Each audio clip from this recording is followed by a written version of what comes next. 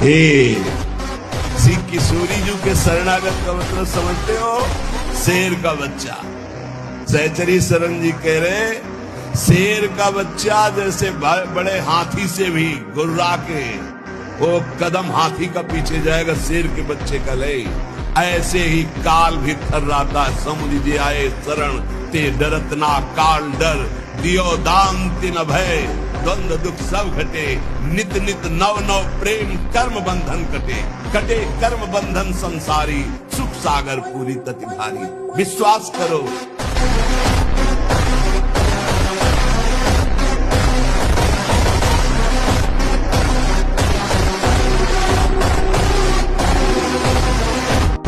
आहार ठीक हो, भजन साधन से चिंतन आप अपना ठीक कीजिए और संकल्प दृढ़ निश्चय के द्वारा उन अशुभ क्रियाओं को दूर कीजिए। जो अशुभ क्रियाएं आप करते रहे तो आप सुधर जाएंगे, नहीं तो देखो कुछ दिनों बाद ऐसा होने लगेगा, आप देखना आपकी विचार शक्ति लुप्त हो जाएगी। आपके अंदर बिना किसी कारण के शंका बनी रहेगी, भय बना रहेगा, घबराहट बनी रहेगी, हर व्यक्ति से बात करने में चिड़चिड़ापन आए, मतलब कितनी तरह की परेशानी आ जाएगी।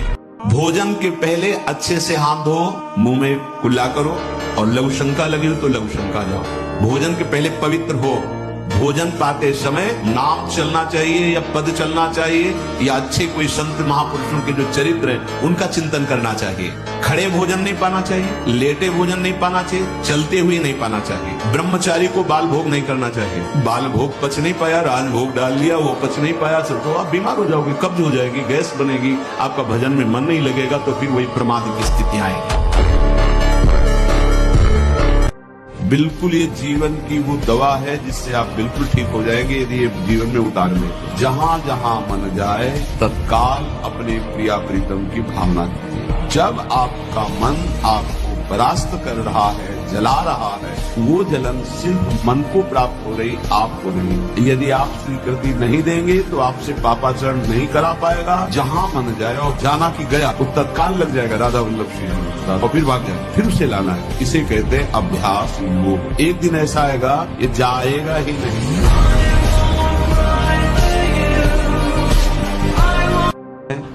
ये भूत मन है, इसे खाली रखोगे उठा के पटक देगा ओवर थिंकिंग में, कल्पनात्मक भोगों में, कल्पनात्मक भय में, चिंता में ये पटक देगा। अगर इससे बचना है ऐसे ही नाम का खंभा गाड़ दो, राधा चल। उपासक को किसी व्यक्ति वस्तु स्थान से कोई भी आशा नहीं होनी चाहिए। हाथ जोड़ के तुम्हारे कमरे में पहुंचा दिया जाएगा तुम्हें जो आवश्यक है। तुमको आके रजिस्टर में लिखने की जरूरत नहीं, तुम्हें मांगने की जरूरत नहीं है। तुम निष्ठापूर्वक ध्यान दे करके देखिए। ब्रह्मचर्य रहने के लिए सबसे पहली बात होती है मन को विषयों से हटाना। अभी तो बच्चे हो, आगे चल करके मन विषयाकार होता है। 5 ज्ञानेंद्रियों के द्वारा भोगों में प्रवृत्त होना ये इसका स्वभाव है। इस स्वभाव को जो रोक सकता है वही ब्रह्मचारी हो सकता है। दुष्ट इंद्रिय और पापी मन को दंड दो। या इसे नहीं मानेंगे कि बार बार कसम खा लो, प्रार्थना कर लो, इनको दुलार कर लो, ये मान जाए। नहीं, दंड देना पड़ेगा। क्या दंड देना पड़ेगा? कहां है मन जिसको मारे? क्या दंड दे इंद्रिय और मन को? उपवास, मौन, एकांत सेवन भारी दंड है। उपवास, मौन, एकांत सेवन ये इंद्रिय मन के लिए भारी दंड है। अपने आप ठीक होना शुरू हो जाएंगे और जबरदस्ती नाम जप करवा। एक जिद्दी स्वभाव साधक का होना चाहिए, होता है। आप देखिए, एक तार, एक मंत्र को जपना शुरू कीजिए, एक नाम को एक तार शुरू कीजिए, केवल 10 मिनट जांच कीजिए। 10 मिनट हजारों जगह जा चुका होगा। 10 मिनट में हजारों जगह भागेगा। इस पर गुस्सा नहीं आती, अमर्ष नहीं आता, अमर्ष असहनशीलता नहीं भागने दे। बार बार इसके साथ लड़ाई लड़ो, क्षमा मत करो। दूसरों की छोटी सी गलती भी तुम क्षमा नहीं करते हो, अपनी पहाड़ के पहाड़ पाप को क्षमा कर रहे हो। ये बहुत बड़ी हानि है। अपनी छोटी सी भी गलती क्षमा नहीं होनी चाहिए और दूसरे के पहाड़ जैसे पाप को भी क्षमा करने की सामर्थ्य रखे, उसे कहते हैं भगवत मार्ग का उपासक। ब्रह्मचर्य धारण करने वाले कोई बादाम हलवा घी की जरूरत ही नहीं है। बिल्कुल सच्ची बानी है। जैसे तप्त भूमि में पैर कैसे पड़ता है, ऐसी बिजली रहती ब्रह्मचारी के शरीर। बिजली, ब्रह्मचर्य अत्यंत आवश्यक, जिसे आप खिलवाड़ समझ रहे हो, ये बहुत बड़ी हानि है। जिन लोगों को ऐसा लगता है कि ब्रह्मचर्य छीण करके हम घी दूध पी करके या मकर और कौन सी भस्म और स्वर्ण भस्म, मकर ध्वज और क्या क्या, भाई ये सब उसकी पूर्ति नहीं कर सकते। इस पर ध्यान दीजिए। शरीर से अपना तदात्म की मैं शरीर हूं, या शरीर मेरे सुख का साधन है। शरीर संबंधी अपने हैं, इंद्रियों से भोगे जाने वाले विषय ही सुख हैं। ये बहुत घातक चिंतन है। प्रायः इसी चिंतन ने हमें हमारे प्रीतम से हमें दूर रखा है। सावधान हो जाइए। शरीर एक पोशाक है। बार बार इस बात को हृदय में आप चिंतन कीजिए।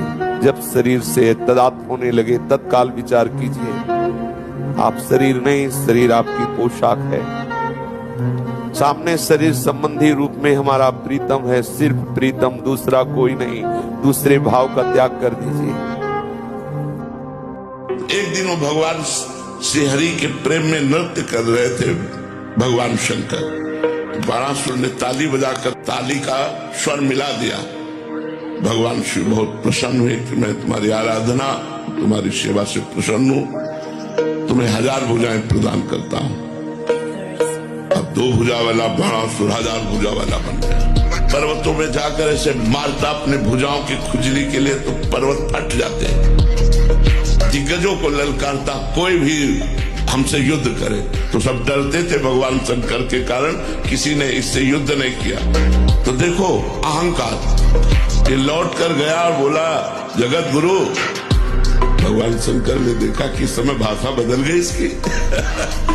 बोले, गुरु इस समय हमारी भुजाओं में खुजली हो रही, कोई मिटाने वाला जगत में नहीं है, आओ।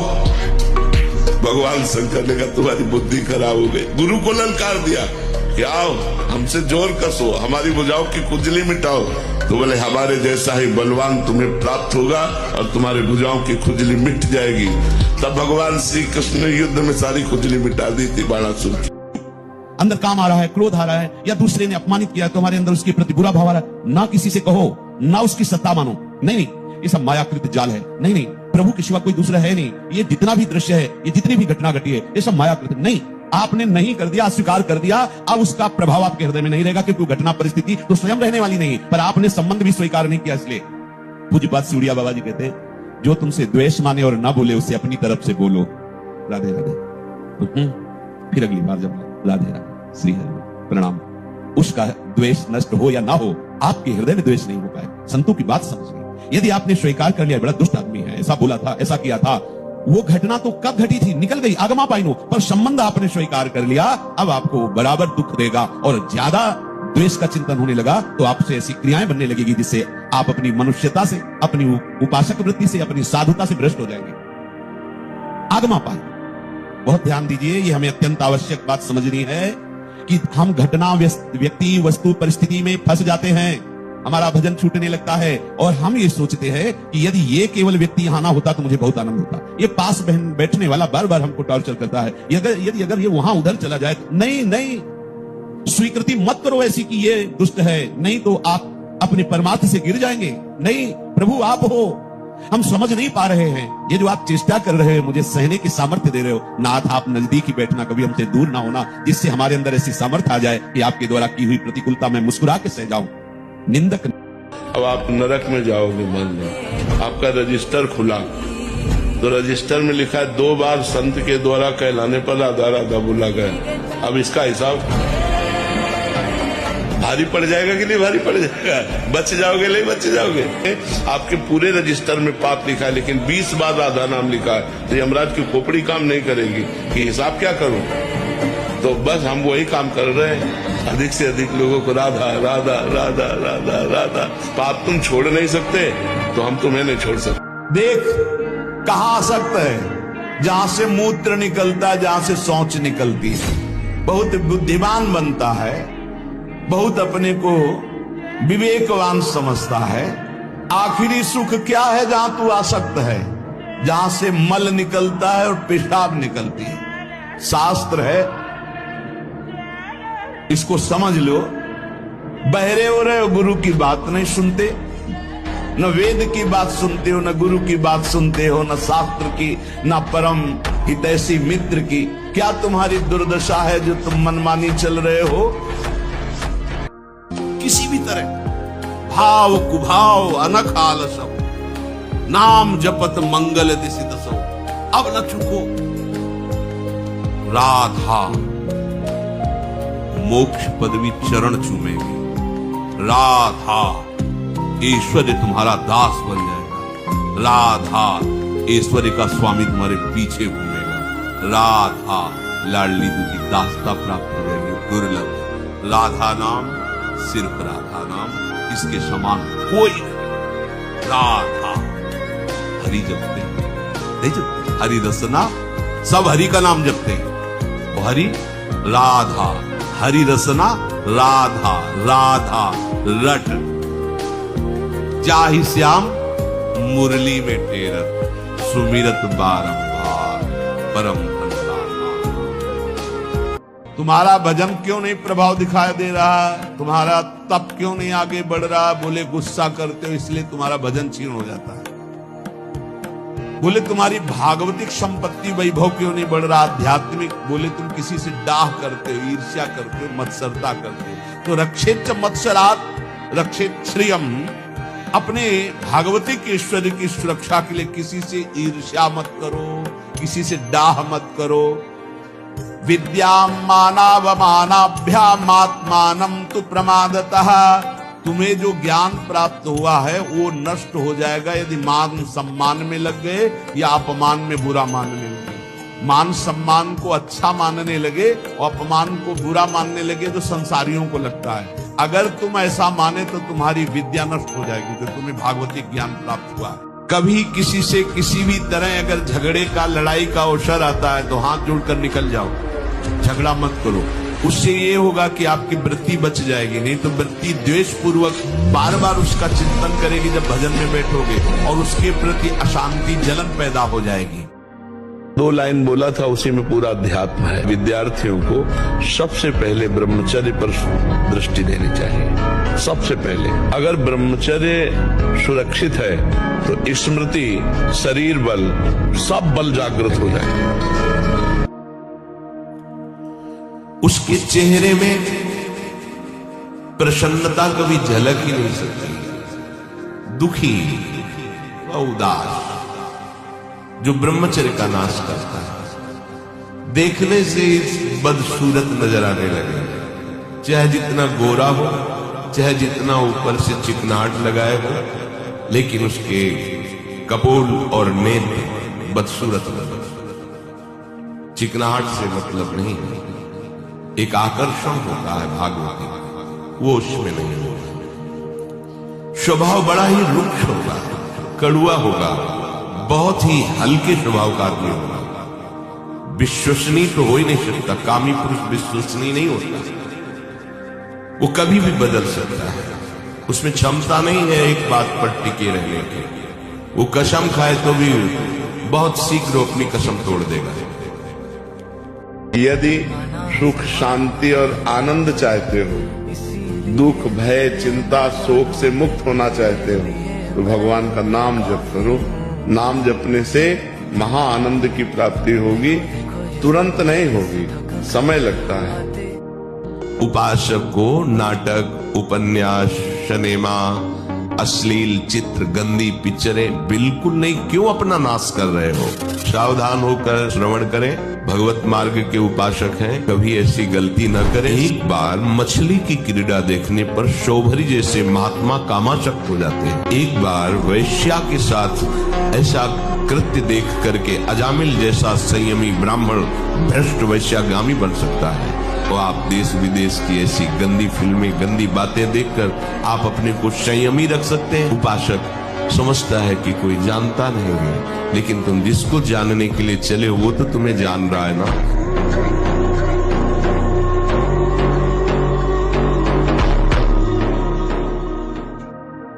आप अपने क्रम को रोकिए। एकांत आपका बहुत पवित्र होना चाहिए, ध्यान दीजिए। ऐसा मत समझो कि कोई डांट नहीं रहा, कोई देख नहीं, सब देख रहे हैं। देखने वाले देख रहे हैं, पर वो इसलिए नहीं बोल रहे कि जब तक आप छोड़ने की चेष्टा नहीं करोगे चुप रहेंगे। भगवान देख रहे हो, क्या बोल रहे हैं आपसे? वो बोल रहे हैं, मान रहे हो क्या? तो जब रोगे, चिल्लाओगे, पिटोगे, जब फिर अपने आप तुम्हें समझ में आएगा कि आज्ञा पालन करना ही अनिवार्य है। मन को मार करके शास्त्र और सल गुरुदेव की आज्ञा में जिसने जीवन बलिदान कर दिया, जीवित मर जाए उलट आप में समाए, ये कोई खिलवाड़ समझते हैं परमात्मा का?